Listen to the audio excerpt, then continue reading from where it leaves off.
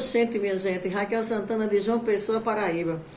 Eu soube de uma situação que aconteceu aqui no meu estado, né? Agora recentemente, faz uns 2 dias, no máximo, ou 3. E eu gostaria muito de conversar com vocês sobre, né? Que esses vídeos, através desse canal, acaba sendo uma maneira de expressar minhas opiniões, dividir com vocês. E depois eu gosto de ler muito cada comentário de vocês, tá? Fiquem sabendo que eu leio todos. Porque é a interação, né, das nossas trocas de opiniões sobre nossos acontecimentos. E uma coisa que aconteceu aqui na Paraíba foi de uma criança de 13 anos de idade, um menino, que atirou no seu pai, na sua mãe e no seu irmão. O irmãozinho e a mãe morreram. O pai, embora tenha sido atingido por tiro, graças a Deus está se recuperando, já saiu até da situação de perigo de morte. É até policial o pai. E o menino de 13 anos, né, o assassino de 13 anos de idade, foi já descoberto aí, através de pesquisas, de investigações policiais, que o pivô do crime, do assassinato, dessa coisa tão cruel, dele ter matado a sua mãe, seu irmãozinho, e também ter tentado matar o seu pai, é porque ele era viciado em um jogo, né, o Free Fire, que eu nem sei que jogo é esse, o Free Fire. E chegou um ponto que o pai proibiu ele, né, de jogar, e ele ficou muito irritado e acabou acontecendo isso. E eu sempre me questiono, sabe, aqui, como é que uma criança chega ao ponto de ter um vício tão nocivo como esse, né, sob a guarda do pai e da mãe. Porque ninguém fica viciado do dia para a noite. É todo um processo que vai acontecendo e quando os pais percebem, a criança já está completamente tomada por um jogo, por algum vício, nessa coisa tão prática, né, nessa mágica, através de um celular. E eu sempre também fico falando que, para muitos pais, né, principalmente a mãe que fica mais em casa, e elas sempre acham que é um alívio colocar um telefone na mão de um filho, de uma filha, ele fica lá quietinho 3, 4 horas, e ela consegue até fazer serviço de casa também, porque são muitas tarefas. Acreditem, é muito mais vantagem você atrasar suas tarefas de casa, é muito mais vantagem você parar para dar atenção ao seu filho, que é o mais importante, porque um prato se lava depois, uma comida se faz depois. Qualquer situação de tarefa de casa que possa te causar um atraso, parar para cuidar de teu filho, para dar atenção a ele, acreditem, ainda é muito menos importante do que o tempo que você para dar atenção ao teu filho, porque não tem vantagem nenhuma ele ficar 3, 4 horas com o telefone na mão, enquanto você fica sossegada, e de repente quando você perceber, aconteceu coisas desse tipo. Não é o primeiro caso que eu vejo falar. Eu tenho um caso pessoal de uma amiga, né, que eu fiquei falando a ela, alertando da filha dela que ficava excessivamente no telefone. Era coisa incrível, porque eu tinha um hábito de ir lá, que na época eu trabalhava com vendas, e ela era uma cliente que eu tinha. E eu comecei a levantar a questão sobre a filha dela, que era trancada no quarto o tempo todo na internet. O que aconteceu? A sua filha virou gótica, né? Aquele grupinho de adolescentes que ficam branquinhos demais, só usam roupas pretas, não gostam do sol, usam protetor solar até a noite, visitam túmulos, cemitérios. A filha dela acabou caindo nesse grupo que conheceu através da internet. Então, assim, quando eu converso com alguns pais, que eu fico procurando saber sobre seus filhos, educação, e eu escuto muitos relatos, né? E um dia desse, eu conversando com a mulher, ela me contando que não tinha controle sobre o seu filho de 10 anos de idade, porque não conseguia fazer ele obedecer ela, então ele ficava o tempo todo na internet, ficava o tempo todo com esses jogos que nós sabemos o quanto são perigosos. E eu falei assim, olha, pega um livro, abre no texto o caderno e manda ele fazer uma cópia. Porque eu fazia isso com meus filhos quando eles tinham 14 anos, 10, 11. Eu amava fazer isso, né? Escolhia assim uma cópia, um texto maior do livro de português e mandava eles fazerem cópia. A minha filha, a Maria Emília, ela gostava de pular os parágrafos, sabe?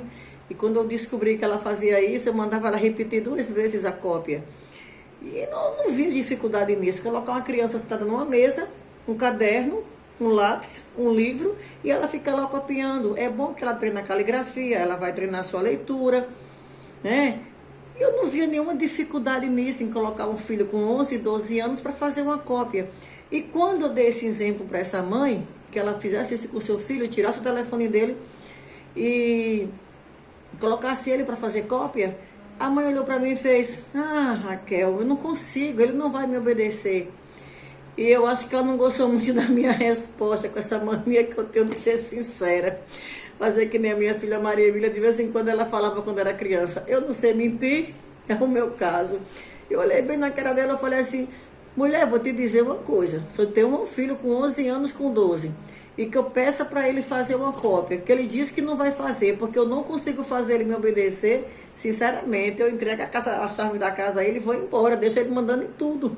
E ela ficou assim, me olhando atônita, né, pela minha resposta, porque se ela achou que eu vim com alguma solução de técnicas psicológicas infantis, não, né, eu respondi simplesmente isso na seca.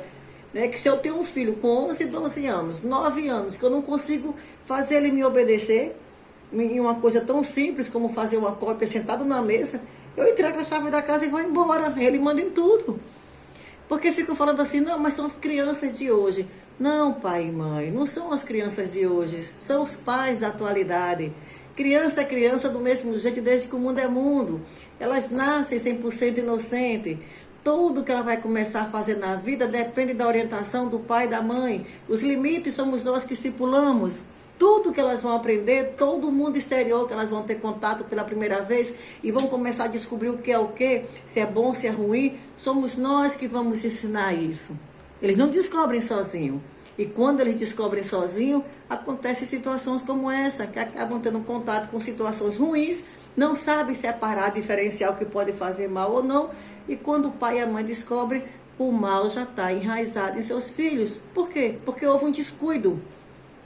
Houve um descuido da parte dos pais que não prestaram atenção e o filho que passou o dia todinho no celular, na internet, sem perceber o perigo que ele estava correndo.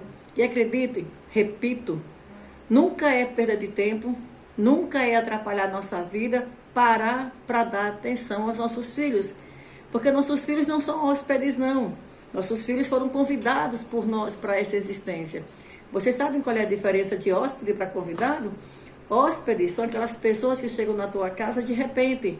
Sabe aquela parentada que chega de repente do interior de mala e cuia e diz, ó, vem passar aqui uma semana na tua casa. E você tem que correr para providenciar alimentação, estadia, dormida para essas pessoas que você não pode expulsar porque são teus parentes.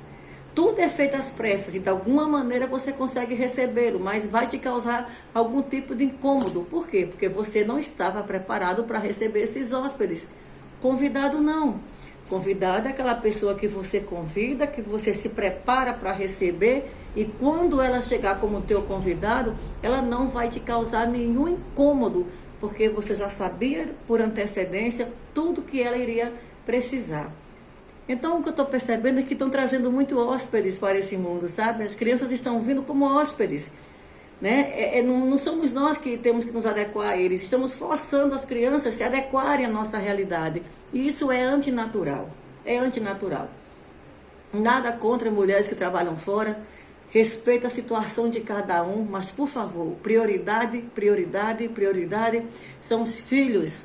Nunca esqueçam disso. Nunca esqueçam disso. É por não colocar como prioridade que situações assim podem acontecer. Lamento profundamente por essa tragédia que terminou com a morte da mãe, do seu irmão e quase a morte de seu pai. Deus consiga dar força a esse pai, né? Porque a realidade dele não vai ser nada fácil de hoje em diante. Mas se tem algo que a gente sempre pode aproveitar de uma situação tão cruel como essa, é o exemplo para nós mesmos. Que não possamos cair nessas armadilhas e que possamos proteger nossos filhos para que não caia na armadilha da facilidade da internet, porque essa facilidade causa esse tipo de problema terrível que só Deus, né, para ajudar, confortar, a superar tudo isso. Muita luz na vida dos pais, dos filhos, que possamos seguir em paz com eles, tornando a vida deles a mais fácil possível, no sentido de orientar para aquilo que é correto, e não deixando eles a esmo, sozinhos, procurando por conta própria o que se pode fazer na vida. Sem a preparação adequada, sem a mente adequada, muitas tragédias ainda como essa poderão acontecer.